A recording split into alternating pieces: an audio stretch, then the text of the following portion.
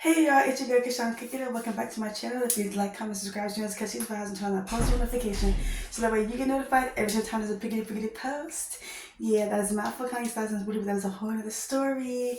Okay, so let's go ahead and address some things with regards to the restaurant, right? So I am so annoyed and so frustrated because anytime I talk about the situation, one of the very first things that people ask is, well, did you get transported to the hospital via ambulance? I'm like, no, the cashier and the manager drove me in the cashier's personal car, which meant I had to stop at every single red light.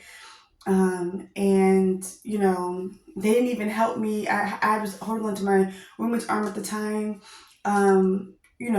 because I have already started to have a hard time breathing. They didn't even help me get into the car, nothing. So we get there. When I get there, I have to, fill out paperwork. And imagine trying to fill out paperwork and you're already having a hard time breathing. It's a lot. So then they put me in this room where I'm sitting down like this, the doctor's standing up like this, my roommate comes here, and then the cashier and the manager are right there. And the doctor's analyzing me. He's like, yeah, you're in bad shape. Like, you're having such a hard time breathing. We can hear the wheezing and etc. We're going to go ahead and admit you. So then they admit me in. They, give me what is it called? Oh my gosh, I can't even think of what it's called. An EpiPen type shot in one hip. And then, tell me they're going to have to like monitor me. Then things get so bad again, where they end up having to give me a second shot, a second EpiPen shot within a couple of hours. Ended up having to give me oxygen, and my tongue swelled so bad I wasn't able to breathe through my mouth that they had to send me to the ICU. And before they, before the doctors were, oh my gosh, before the doctors were alerted that I needed to go to the ICU, my body starts to have a shutdown. And this is why they call it an anaphylactic shock, because my tongue was swelling really bad. I'm having a hard time breathing. My tongue swelled so much that you couldn't see the back of my throat. And then my head starts shaking. Like, literally it's shaking like that uncontrollably. At the same time that that my tongue is swelling, which is what classifies it as an anaphylactic shock. And that in itself was what sent me to the ICU. So again, I know I've talked a lot about what went wrong with the hospital, but an anaphylactic shock can kill you.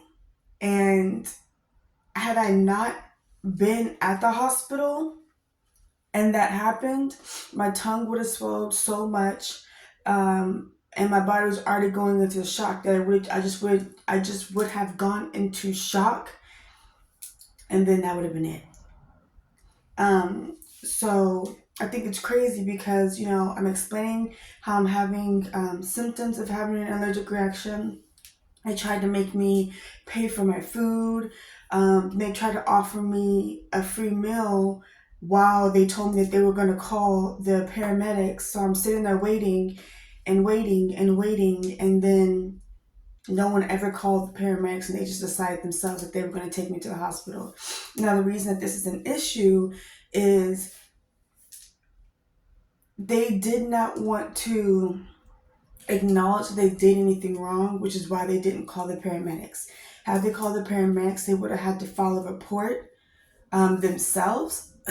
And, that meant that they would have been taking liability, and they were trying every which way to avoid that. So they thought if they did it themselves and everything would be okay. So as I'm in there, everybody's going through everything. Another manager is coming in and he's harassing me. He's harassing my roommate at the time, Yoshi, and that's his name. And you know, I, one, am grateful and thankful to be alive.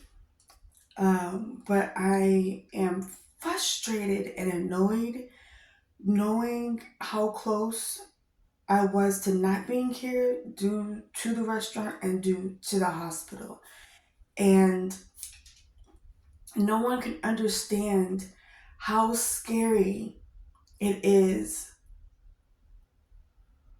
not being able to breathe and not being able to communicate that you can't breathe.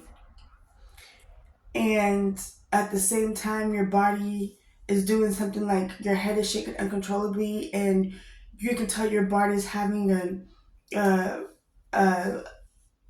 different type of functional shutdown. And you're trying not to freak out, but you're also trying to get someone's attention who is looking at their phone, so they're not really paying attention. And you're doing everything you can to try to get their attention, literally going like this, okay? Like literally waving my hand, trying to get her attention because I can't verbally say, I'm not able to breathe.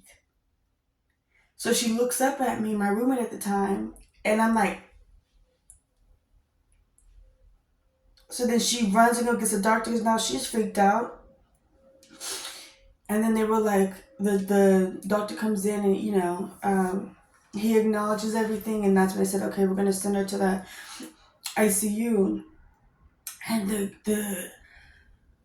this is why the hospitals have you wait a few hours before releasing you, because my body started having the functional shutdown moments. I mean, moments before I'm supposed to be released.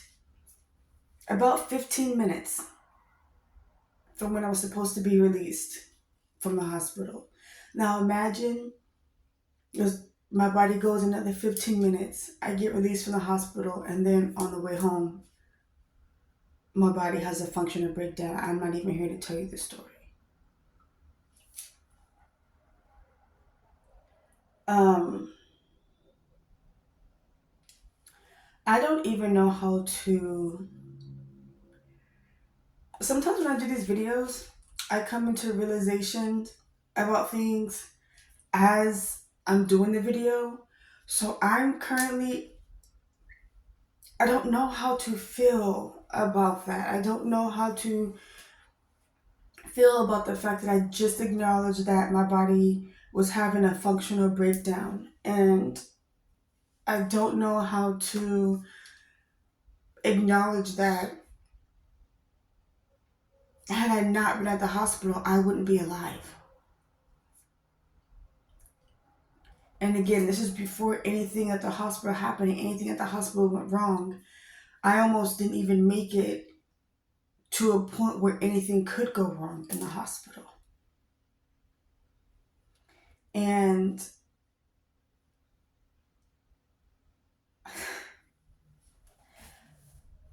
I'm not crying today. I'm not crying today. That's sad. And it's frustrating because it's one of those things where on the menu,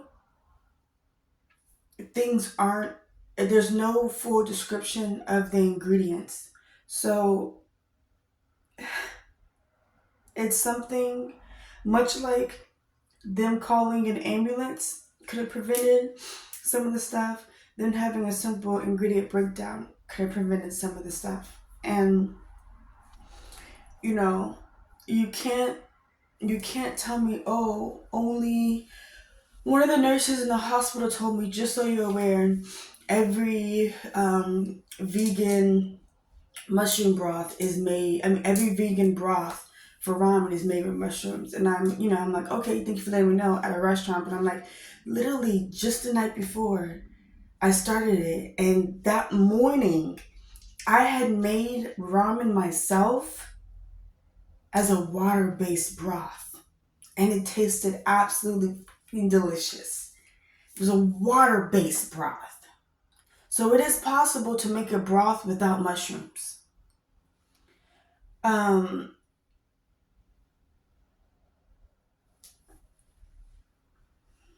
don't know. That's really all I have to say. It's so sad that they could truly just disregard a person's life as just another person. No, just another black woman out in the world. It's just like, I almost lost my life twice in a matter of like a week. And then people wonder, why I have trust issues, why I was so angry, why I just all of these questions as to why I am the way I am. It's just like, because I almost lost my life twice in the matter of a week at the hands of other people, at the hands of a restaurant and their lives, and at the hands of the hospital and their lives. Negligence and just complete disregard. I was listening to MG audio earlier, and like from the hospital, and in there, because here's the thing that's frustrating is when someone doesn't want to acknowledge that they did anything wrong, they'll do everything that they can to try to make it seem like the other person isn't telling the truth.